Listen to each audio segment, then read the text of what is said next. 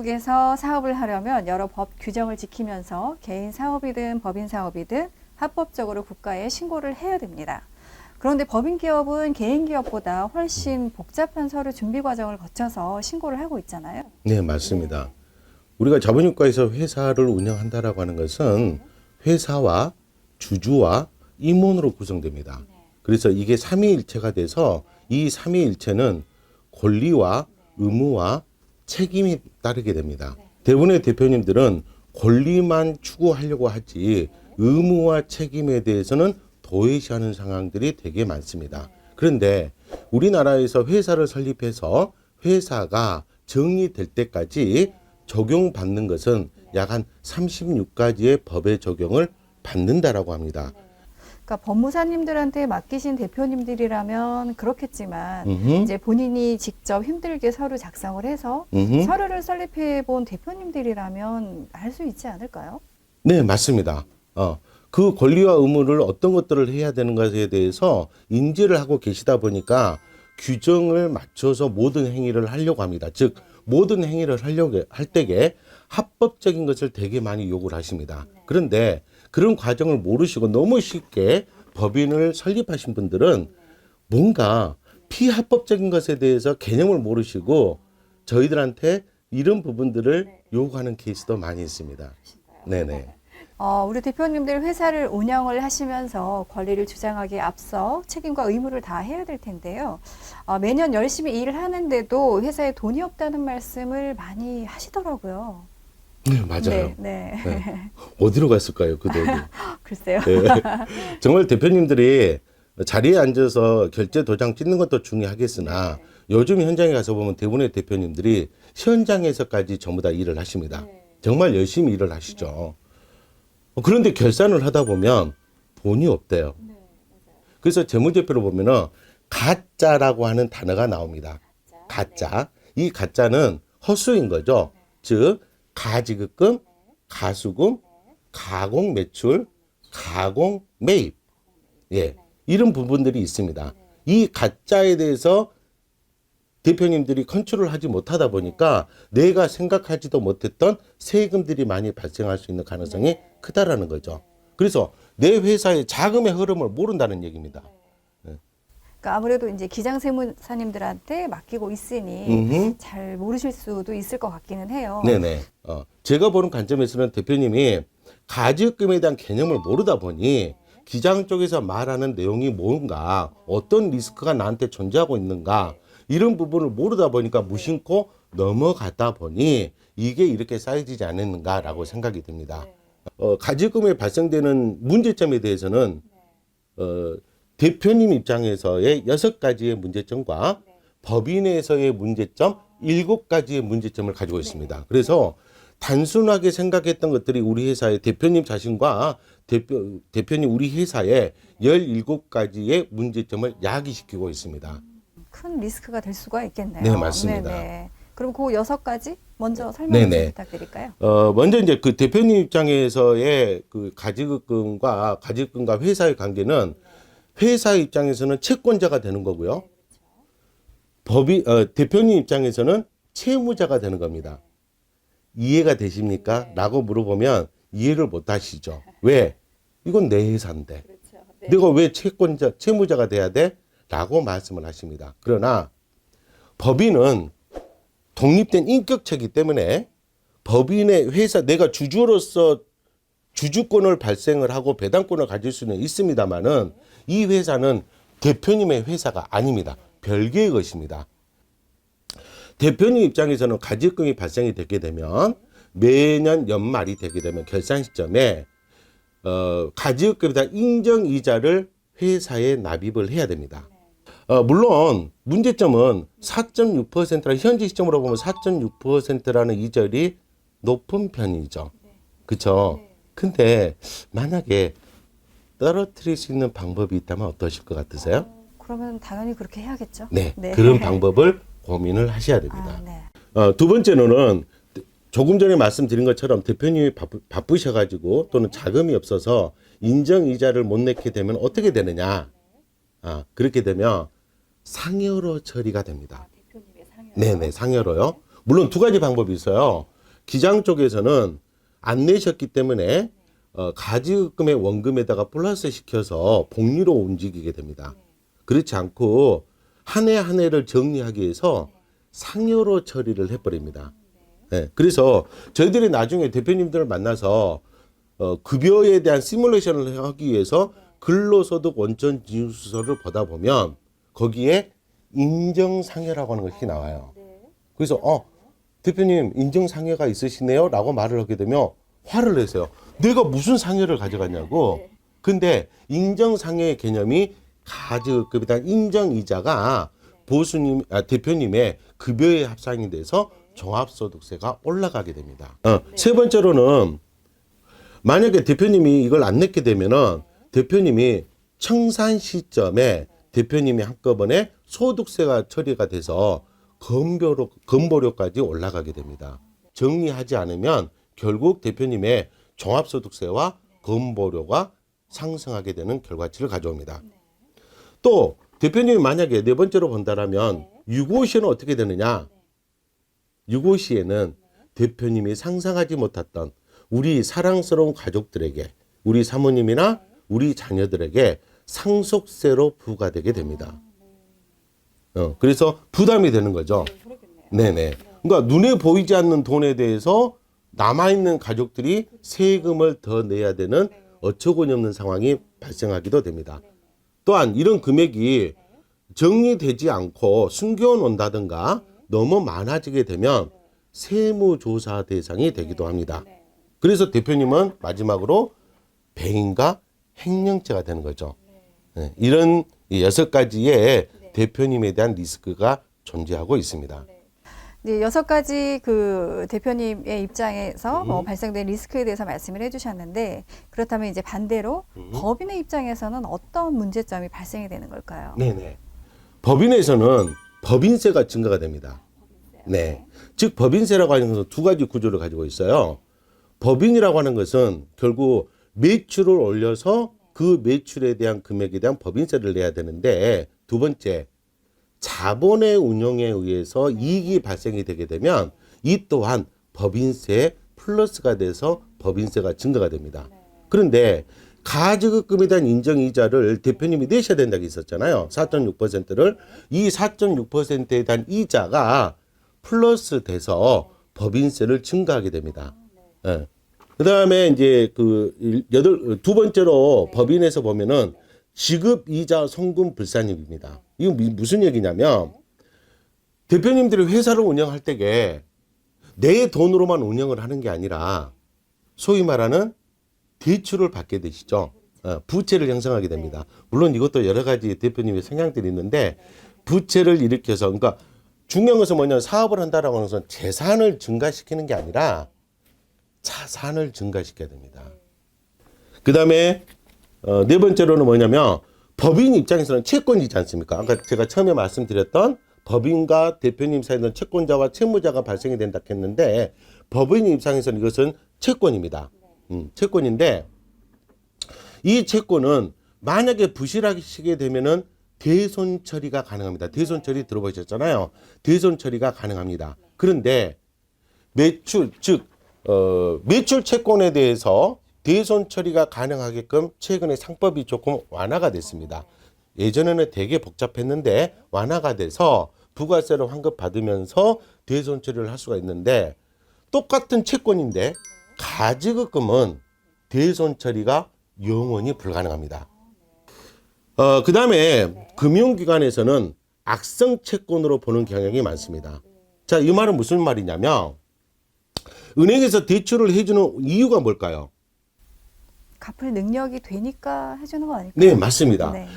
갚을 능력이 되기 때문에 대출을 해주는데 그 전제 조건은 뭐냐면 이 돈을 대출을 해줄 테니 회사의 운영자금이나 회사의 생산자금으로 쓰세요. 시설자금으로 쓰세요. 라는 개념인데 만약에 가지급이 많단 말이에요. 그럼 은행에서 어떻게 볼까요? 우리 은행에서 대출을 해줬더니 이분이 개인적으로 사용을 하시는구나. 라고 해서 악성 채권으로 봅니다. 그래서 만기가 다가오게 되면 소위 말하는 금리를 인상시킨다든가 대출을 정지시켜 버립니다. 그래서 상환의 요구가 들어오시는 거죠. 그래서 이런 부분들을 조심하셔야 됩니다. 그 다음에 이렇게 하다 보니까, 우리 회사는 신용 등급이 떨어지게 됩니다. 신용 등급이 하락하게 되면 입찰을 주로 하는 기업에서는 신용 등급 하락 문제 때문에 입찰을 못하는 케이스도 발생이 되기도 합니다. 그래서 마지막으로는 뭐냐면 가지금이 많아지게 되면 외부 감사로 등극할 가능성도 높습니다. 물론 외부 감사라고 하는 것이 무조건 나쁜 것은 아닙니다. 그러나 아직 우리 회사가 중소기업의 유지라면 외부 감사를 피하면서 외부 감사에서 문제될 수 있는 것을 정리해 나가는 과정에 지금 현재 단계도 분명히 필요하다라고 봅니다. 대표님의 입장 그리고 법인의 입장에서의 어떤 문제점에 대해서 지금 설명을 해주셨는데요. 가지금 발생 원인을 10가지 정도로 정리할 수 있다고 말씀을 하셨는데 그 10가지 혹시 어떤 건가요? 네. 많죠. 근데 문제점은 가장 큰 문제점은 대표님이 인식하지 못하는 상태에서 가지금이 발생된다고 하는 겁니다.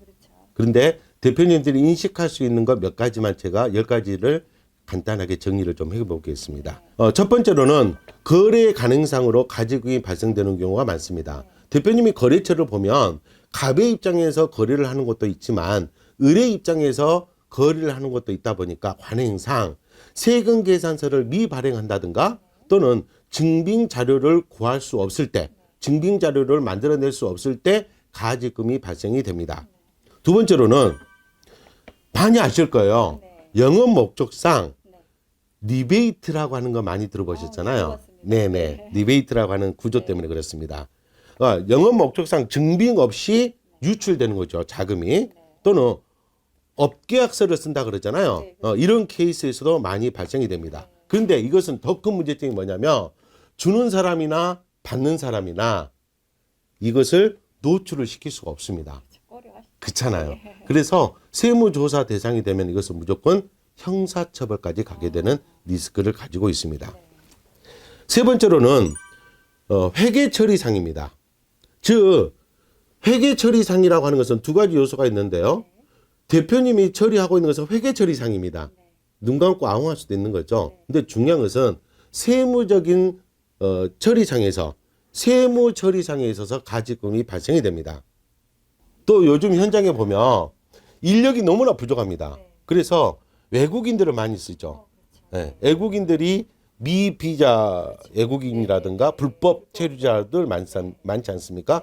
이분들에 대해서 보수가 나가는 것도 전부 다 대표님한테 가지금이 됩니다.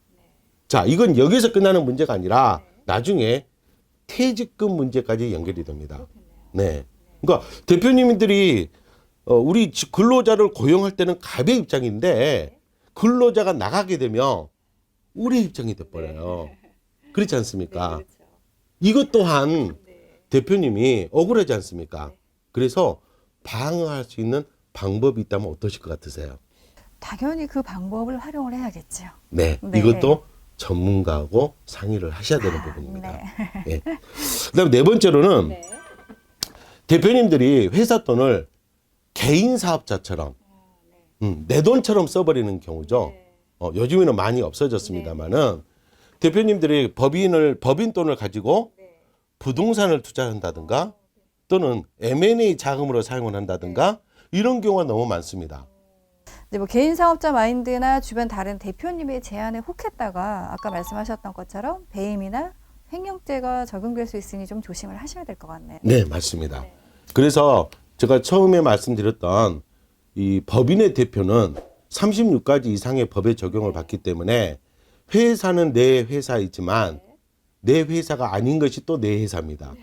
그래서 법이라고 하는 것들에 대해서 많이 접하시다 못하다 보니까 많은 실수를 저질러서 생각지도 못했던 배임죄와 횡령죄에 걸리는 경우가 너무나 많습니다. 조심하셔야 됩니다. 또 이제 대표님이 결산 때 가공의 이익을 높이는 경우가 너무나 많습니다. 소위 말하는 많이 들어보셨을 거예요.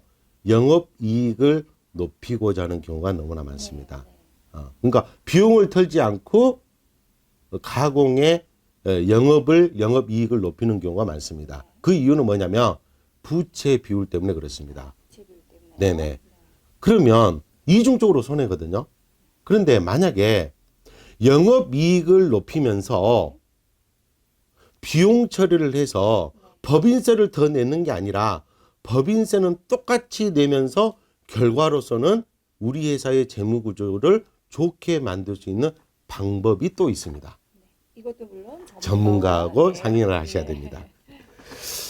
그리고 여섯 번째로는 대표님들이 이제 설립할 때 가공 자본금, 가공 납입이죠. 가장 납입이죠.